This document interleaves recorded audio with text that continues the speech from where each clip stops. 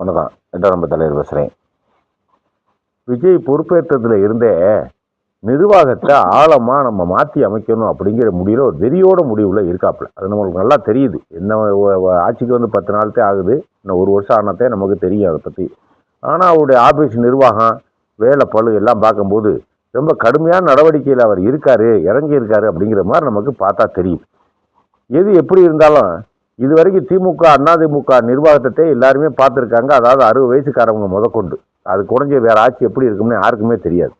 புதுசாக ஒரு ஆட்சி திமுக அதிமுக இல்லாத ஒரு ஆட்சி நம்ம விஷயத்தை பதிக்கணும், அதாவது சொல்லாமல் சொல்லணும் அப்படிங்கிற மாதிரி அவர் பயங்கரமான வெறி கொண்டு செயல்படுறாரு. இதில் 1000 ரூபா பணம் போன மாதமே குடும்பத் தலைவர்களுக்கு 1,30,00,000 பேருக்கு 1000 ரூபா வராது அப்படின்னு சொன்னாங்க. ஏன்னு கேட்டாக்க அங்கே நிதி பற்றாக்குறையாக இருக்குது, இங்கே எல்லாம் தொடர்ச்சி அள்ளிட்டு போயிட்டாங்க அப்படின்னு விஜய் கூட பேசினார் சட்டமன்றத்தில். அப்படி இருக்கும்போது திருப்பி வராது, இவங்க கொடுங்கன்னு உதயநிதி போட்டு சட்டசபையில் ஒரு மண்ணு கட்ட, இவங்க வராது, நான் சீர்திருத்தம் பண்ண போகிறேன், யாருக்கு கொடுக்கணும் யாருக்கு கொடுக்கக்கூடாது, 2500 ஆக்க போகிறேன், 60 வயதான 2500 போய் மற்றவங்களுக்காக கிடையாது அப்படிங்கிற மாதிரி இவர் ஒரு ஆங்கிளில் அவர் பேசிகிட்டே இருந்தார். ஆக மொத்தத்தில் 1000 ரூபா வராது அப்படிங்கிற இடத்துக்கு வர விட்டிய இங்கே வீடுகளில் பூரா பொங்கி எழுந்துட்டாங்க. 1000 வராதாம்ல வந்தவொடனே உசுன்னு உட்காந்தாங்க. அது வரைக்கும் இவங்களால் எதுவுமே செய்ய முடியல. 15ஆம் தேதி வரலைன்னு வயிற்றுல நெருப்பு கட்டிட்டு தெரிஞ்சாங்க எல்லா பொம்பளை ஆளுமே வராதா அப்படி இருந்தார். ஆக மொத்தத்தில் இவர் எப்படியோ சொல்லிட்டு அன்னைக்கே போட்டு விட்டார். எப்படி போட்டாருன்னு கேட்டாக்க சிகரெட்டில் 2 ரூபா ஏற்றிருக்காப்புல. வேற ஒன்றும் பெரிய விஷயமே எதுவுமே நடத்தலை. ஒரு சிகரெட்டில் 2 ரூபா ஏற்றிருக்காரு. ஒரு நாளைக்கு 120 கோடி ரூபா சிகரெட்டில் மட்டும் அரசாங்கத்துக்கு வரி கிடைக்குது. முன்னாடி எவ்வளோ எப்படி கிடைச்சுன்னு தெரியாது. ஆனால் ஒரு நாளைக்கு மட்டும் 120 கோடி சிகரெட்டில் மட்டும் கிடைக்குது. ஏற்கனவே 10 ரூபா சிகரெட்டை 12 ரூபாய் ஆக்குனீங்க, இப்போ 14 ஆக்கியாச்சா? நீங்கள் ஏன் குடிக்கிறீங்க கேட்டால், நீங்கள் ஏன் குடிக்கிறீங்க? நாளைக்கு அரிசி விலையை கூட்டுவ, அப்புறம் போராட்டம் பண்ணால் நீ ஏன் அரிசியை சாப்பிட்றேன்னு கேட்பியா? நீ ஏன் சோறை சாப்பிட்றேன்னு கேட்பியா? நான் கேட்குறேன். எல்லா பழக்கமே இன்னைக்கு இல்லை, உலகை தோன்றுறது மறைகிற வரைக்கும் இருக்கும். அதுக்காக கட்டுப்படி ஆகக்கூடிய விலையில எல்லாமே இருக்கணும். நீங்க பாட்டுக்கு உங்களுக்கு பணம் வேணுங்கிறதுக்காக நீங்களா ஒரு நியாயத்தை கற்பிச்சுக்கிட்டு இவ்வளவு நாளா நீ என்ன பண்ண, நீ எப்படி பண்ண, நீ ஏன் குடிக்கிற, இவ்வளவு நாளா தெரியாதா குடிக்கிறது? விஜய்க்கு தெரியுமா தெரியாதா? அவ்வளவு நாளா நீங்க சின்ன பிள்ளைல இருந்து 50 வருஷமா உங்க சினிமா உலகத்தை நீங்க பார்த்தீங்களா சிகரெட் குடிக்கிறத? யார் குரல் கொடுத்தீங்களா? சிகரெட் குடிக்காதப்பான்னு குரல் கொடுத்தீங்களா? யார் குரல் கொடுக்கு? என்ன காரணம்? வேற இதுல எத்தனை பகை வந்துடும், பொல்லாப்பு வந்துடும். முதல்ல ஆட்சிக்கு வந்திருக்கோம். இந்த கொங்காப்பை சிகரெட்டு தலையில் ஏற்று எதா இருந்தாலும் ஒரு நாளைக்கு 150 கோடி ரூபா அடைக்கும். இப்படி இதை வச்சு கஜானாவை காலியாகாமல் நம்ம காப்பாற்றிக்கிட்டு போகும்னு அவர் நினைக்கிறீங்க. இதெல்லாம் தப்பு. எதையுமே கட்டுப்படி வாங்குற அளவில் கட்டுப்படி ஆகிற அளவில் தான் நீங்கள் விலை நிர்ணயம் பண்ணணும். சும்மா நான் கொள்ளையடிச்சுட்டு வந்து சிகரெட்டு குடிக்கிறேன் நான் கேட்குறேன். சிகரெட்டு குடிக்கிற முறை போராட்டம் பண்ணால் நீங்கள் என்ன பண்ணுவீங்க? சிகரெட்டு குடிக்கிற முறை ரோட்டில் இறங்கி போராட்டம் பண்ணால் நீங்கள் என்ன பண்ணுவீங்க? 10 ரூபா இருந்தால் 14 ரூபா என்ன பொங்கி எழுந்துருச்சு? இப்போ குடிக்கிற முறை என்ன டாட்டா புள்ளவன் ஆகிட்டேன் 6 மாதத்துக்குள்ள 1 வருஷத்துக்குள்ள? நான் தெரியாமல் கேட்குறேன். இவர் வந்து 14 என்ன 20 ஆக்கிட்டு போங்களே. 20 நான் என்ன சொல்றேன்னா, நம்ம வரவுக்கு தக்கனே செலவழிக்கணும். நீங்க குண்டி கொள்ளாத கோமணம் கட்டிட்டீங்க ஆட்சி கால பூரா. குண்டி கொள்ளாத கோமணம் எப்படி 100 ரூபா வர்ற இடத்துல 1000 ரூபா செலவழிக்க ஆரம்பிச்சிங்க. அப்புறம் இந்த மாதிரியே நடவடிக்கை இருக்க வரும். நீங்க எதுக்கு இருக்கிறியா? 1000 பணத்தை நிப்பாட்டு, 1000 பணத்தை நிப்பாட்டியா? ஈபி எதுக்கு? ஈபி அப்புறம் தனியாட்டபடியா? ஈபி எல்லா ஊரையும் போராட்டம் பண்ண ஆரம்பிச்சாங்க. திருவள்ளூர் ரோட்ல இறங்கி போராட்டம். என்ன எல்லா ஊரையும் போராட்டம். சிவகங்கையில் போராட்டம், தூத்துக்குடியில் போராட்டம், எல்லா இடத்துல. கோடை காலத்தில் மின் தட்டுப்பாடு இருக்க தெரிஞ்சு அது எப்படி இருக்கும்? கோடை காலத்தில் மின் தட்டுப்பாடு எப்படி இருக்கும்? இவங்க சொல்றது அதெல்லாம் இருக்க தெரிஞ்சு அது எப்படி இருக்கும்? நீ ரூபா போடலப்பா, போதிய மின்சார உற்பத்தி பண்ணல.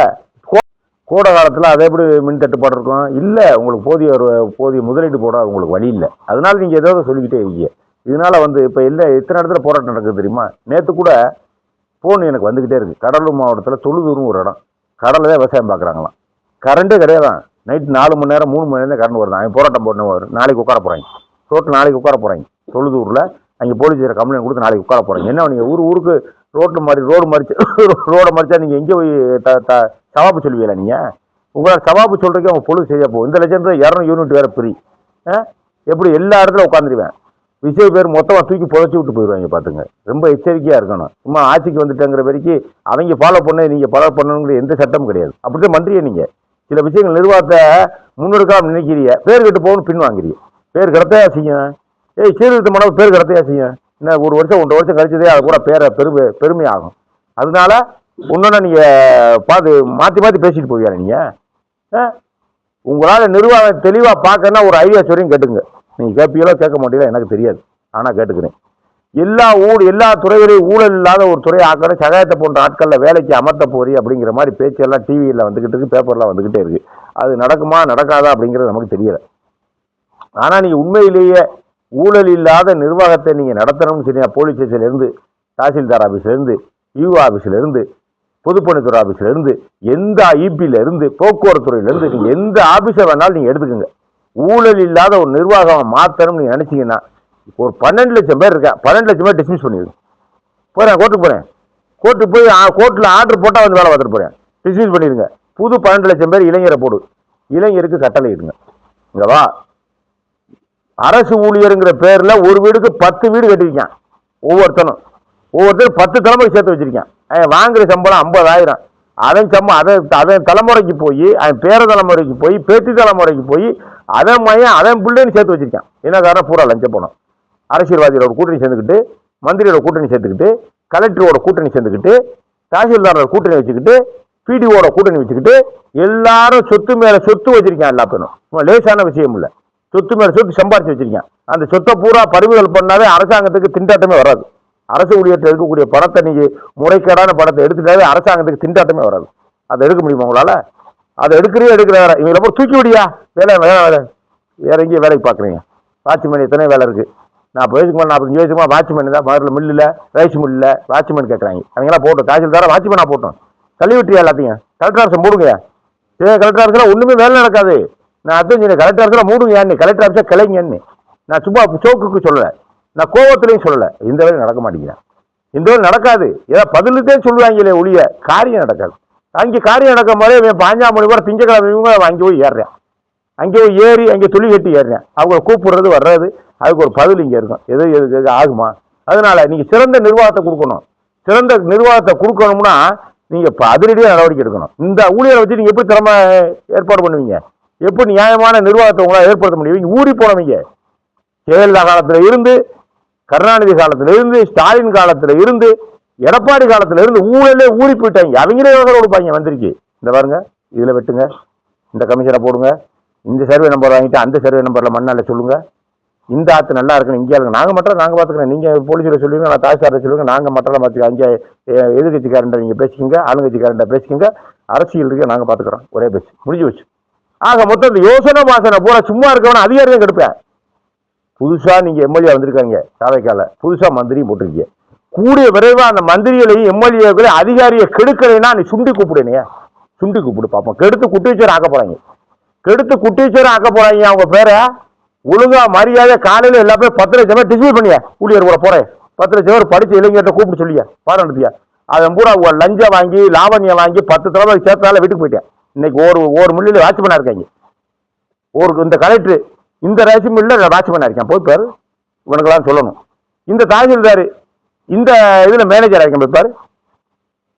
இந்த காசு இங்கே புரிய கட்டிக்கிட்டு இருக்கேன், போய் பாரு அப்படின்னு சொல்லணும். இதுக்கு ஒரு அடையாளமாக இருக்கணும். அப்போத்தே வரக்கூடிய இளைஞர்கள் புதுசாக வேலை பார்க்குற ஆத்தாரியத்தை பயந்துக்கிட்டு அரசாங்க சம்பளத்தோட வாழணுங்கிற என்ன ஒழுக்கமான என்ன உருவாகும். அப்புறம் நாட்டில் நீங்கள் புதுசாக ஒரு ஆட்சி வர்றது நான் வரவேற்கிறேன், நான் பாராட்டுறேன். ஏன்னா புதுசாக ஒரு ஆட்சி எப்போத்தே இருக்குன்னு தெரியணும்ல, யாருக்குமே தெரியலையே. இப்போ எனக்கெல்லாம் 51 வயசு ஆச்சு, என்ன இது வரைக்கும் பார்த்ததே கிடையாது. எம்ஜிஆர் ஆட்சி எனக்கு தெரியாது, சின்ன பிள்ளை எனக்கு தெரியாது. கருணாநிதி ஆட்சியில் காலத்து இவங்க தான் நான் பார்த்துக்கிட்டே இருக்கேன். இதே நிர்வாகம் படைக்கி அப்படின்னு நம்ம ஆதங்கத்தை பேசுகிறோம், வைக்கிறோம், போராட்டம் பண்ணோம், ஆர்ப்பாட்டம் பண்ணுறது. மாற்றி அமைக்கிறதுக்கு ஆள் வரல.